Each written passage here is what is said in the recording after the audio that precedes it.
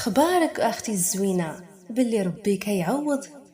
فخبارك باللي داك الحزن والوجع والالم اللي عشتيه كتاخدي عليه اجر. فخبارك باللي المرض ديالك اللي كتعاني منه دابا يوم القيامه الناس غيتمناو كون كانوا بلاصتك، حيت غيشوفوا الاجر اللي خديتي على المرض ديالك. فخبارك باللي سورة الملك إلا قريتيها كل ليلة غتنجيك من عذاب القبر وغتونسك فيه. فخبارك باللي الاستغفار كيفتح الأبواب المغلقة حرفيا. فخبارك باللي الصلاة على النبي غتخليك قريبة ليه يوم القيامة. فخبارك باللي كل صلاة على النبي غتمسحو عليك بها 10 سيئات وغتزادوك 10 حسنات وغترفعي 10 درجات في الجنة.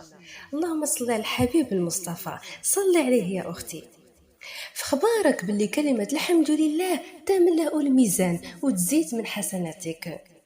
فخبارك باللي الناس اللي مشاو وخلاوك وانتي كنتي ديما مزيانه معاهم غيدوروا تيعياو ويتفكروك ويذكروك بالخير ولو بين انفسهم وما غينساوكش، ماشي انتي اللي غتنساي.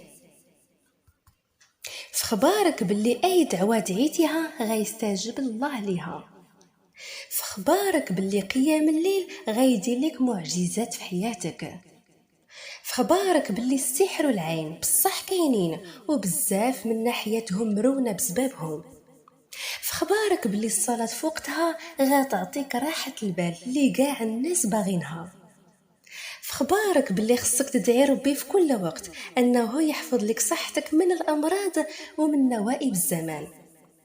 فخبارك باللي صلاة الضحى ركعتين وقتها ما بين الفجر والظهر كتغنيك من الصدقة على كل عضو في الجسم ديالك.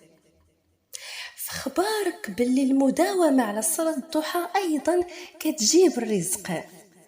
فخبارك باللي الحياة زوينة حين انتي فيها.